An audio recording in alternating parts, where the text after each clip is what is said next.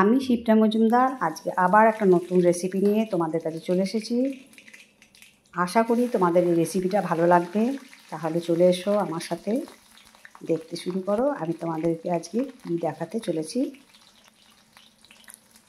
দেখো। আমি এখানে বিনস নিয়েছি বেশ কিছুটা, দুটো আলু, চারটে পটল আর কুমড়ো নিয়েছি।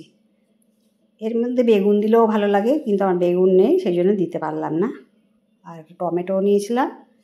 দেখো সমান করে সাইজ করে আলু, পটল, কুমড়ো, বিনস সব কেটে নিয়েছি।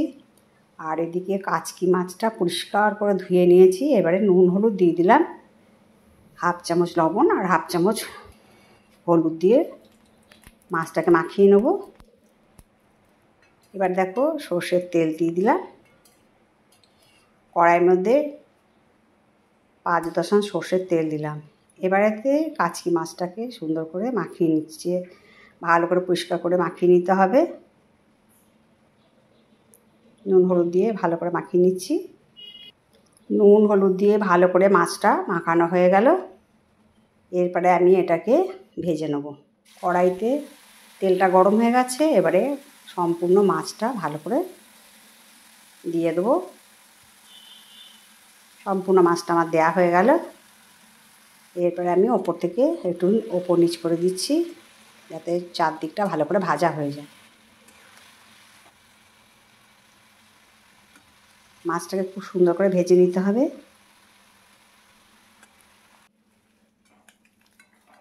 দেখো মাছটাকে তলার দিক থেকে একটু উল্টে দিচ্ছি।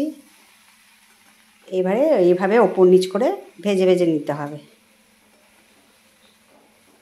যতটা সুন্দর করে ভাজা হবে তত সুন্দর টেস্ট হবে এটা। এই মাছ কাঁচাও রান্না করা যায়। আমি একবার কাঁচা রান্না করে তোমাদেরকে ভিডিওর সাথে শেয়ার করেছিলাম, তাই আজকে তোমাকে ভাজা কাচকি মাছ দিয়ে আজকে কাচকি মাছের চচ্চড়িটা তৈরি করে দেখাবো। দেখো মাছটা কত সুন্দর ভাজা হয়ে গেছে, একদম ঝুরঝুরে। এবারে সম্পূর্ণ মাছটা আমি এবারে বাটির মধ্যে নামিয়ে নেব।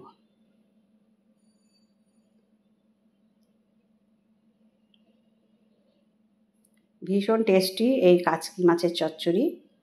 এবার রান্না করে নেবে, ভাজা করে রান্না করো। আর এই রেসিপিটা দেখার জন্য প্রতিটা স্টেপ তোমরা ফলো করো। এবার যখন তেল দিলাম, আবার সর্ষের তেল আবার দিয়ে দিলাম। তারপরে কালো জিরে আর কাঁচা লঙ্কা, গোটা 5-6 কাঁচা লঙ্কা ফাটিয়ে দিলাম। এই ফোড়নটা থেকে যখন সুগন্ধ বেরিয়ে গেল, তারপরে আমি তার মধ্যে পেঁয়াজ দিয়ে দিলাম। একটা পেঁয়াজ কেটে নিয়েছিলাম কুচি কুচি করে, সেটাও দিয়ে দিলাম।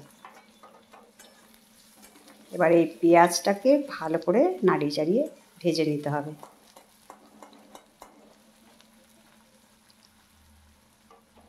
এবারে এর মধ্যে আমি দেখো 1 চামচ লবণ দিলাম, 1 চামচ হলুদ দিলাম, লাগলে পরিমাণ মতো আর একটুখানি লবণ দিয়ে দেবো। এবারে পেঁয়াজটাকে ভালো করে ভেজে নিচ্ছি। পেঁয়াজটা যখন ভাজা হয়ে গেছে, দেখো এর মধ্যে আলুগুলো কেটে রেখেছিলাম একটু মোটা মোটা করে, সেইগুলোকে দিয়ে দিলাম। স্টেপ বাই স্টেপ ফলো করবে, তাহলে একটা খুব সুন্দর একটা রেসিপি তোমরা পেয়ে যাবে। এবারে আলু দিয়ে কিছুক্ষণ নাড়াচাড়া করে নেওয়ার পরে এরপরে পটল দিলাম। পটল দেওয়ার পরে আর বিনসগুলোও দিয়ে দিলাম।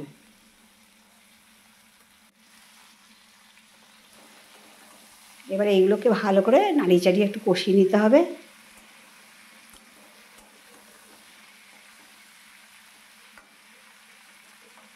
এটাকে এবারে একটুখানি আমি ভালো করে নাড়িয়ে চাড়িয়ে নেবো। ভালো করে বেশ কয়েকবার নাড়িয়ে চাড়িয়ে নিয়ে এবারে আমি একটা বাটি ঢাকনা দিয়ে নিলাম, কারণ আলুগুলো একটু সেদ্ধ হতে হবে, বিনসগুলো একটু হালকা করে সেদ্ধ করে নেবো।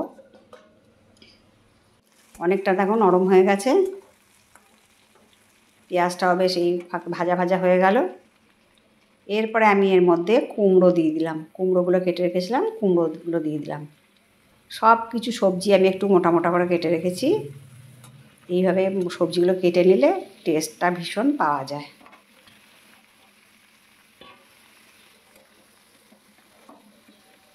ভালো করে সবজিটাকে ওপর নিচ নাড়িয়ে চাড়িয়ে কষিয়ে নেবো। ভালো করে ভেজে নিয়ে প্রথমে, তারপরে ভালো করে কষিয়ে নেবো। এরপরে আবার ঢাকা দিয়ে দিলাম। এই রান্নাটাকে বেশ ঢাকা চাপা দিয়ে রান্না করলে পরে খুব তাড়াতাড়ি সেদ্ধ হয়ে যায়। যতটা পারবে একটা ঢাকনা ব্যবহার করে রান্নাটাকে করার চেষ্টা করবে।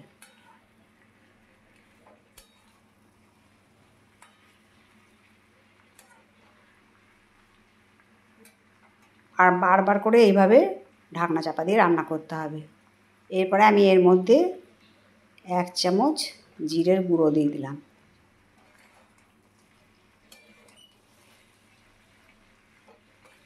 জিরের গুঁড়ো দিয়ে ভালো করে ওপর নিচ নাড়িয়ে চাড়িয়ে নিচ্ছি।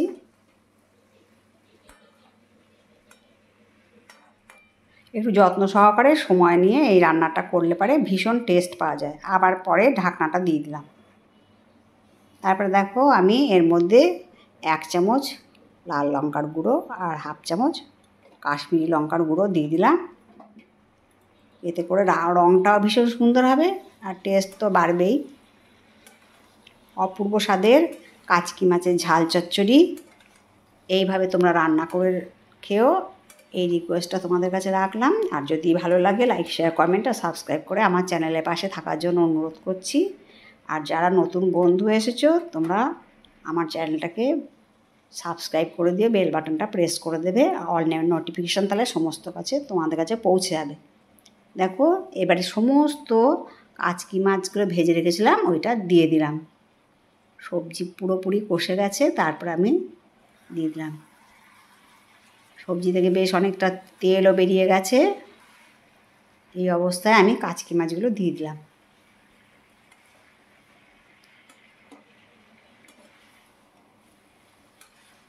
এবার ওপর নিচ ভালো করে মিশিয়ে নেবো, ভালো করে মাখিয়ে নিলাম।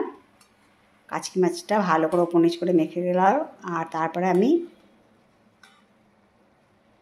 এরপরে একটুখানি জল দেব, অল্প একটু জল দিলাম। কেননা এই অবস্থায় খেলে পরে খুব একটা ভালো লাগবে না। কাচকি মাছটা যদি ভালো করে একটু রসালো ভাব হয় তাহলে খেতে খুব ভালো লাগে। এই একটুখানি ঝোল দিলাম, পরে এটাকে ভালো করে টানিয়ে নেব।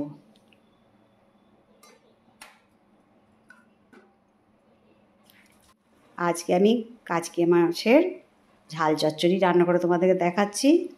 একটু ঝাল ঝাল হয়, খেতে ভীষণ ভালো লাগে। এবার ওপর থেকে আমি একটু ধনেপাতা কুচি করে ছড়িয়ে দিলাম। তোমরা দেখেই বুঝতে পারছো কত সুন্দর দেখতে লাগছে রান্নাটা। তেলটাও বেশ অনেকটা বেরিয়ে গেছে।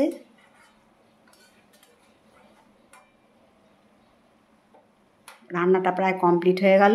এরপরে আমি একটা ডিশের মধ্যে বেড়ে নিচ্ছি।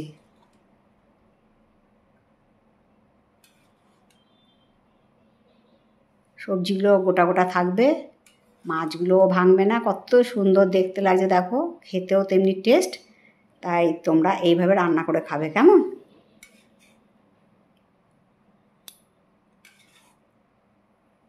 আশা করব তোমাদের আজকের রেসিপিটা ভালো লেগেছে। তাহলে তোমরা আমার পাশে থেকো, কমেন্টস করে জানিও কেমন লাগলো তোমাদের, কত সুন্দর দেখতে লাগছে দেখো। তাহলে আজকে এই পর্যন্ত রাখি, পরবর্তী রেসিপি নিয়ে আবার একদিন দেখা হবে অন্য কোনো দিন। তাহলে আজ রাখলাম কেমন, টাটা।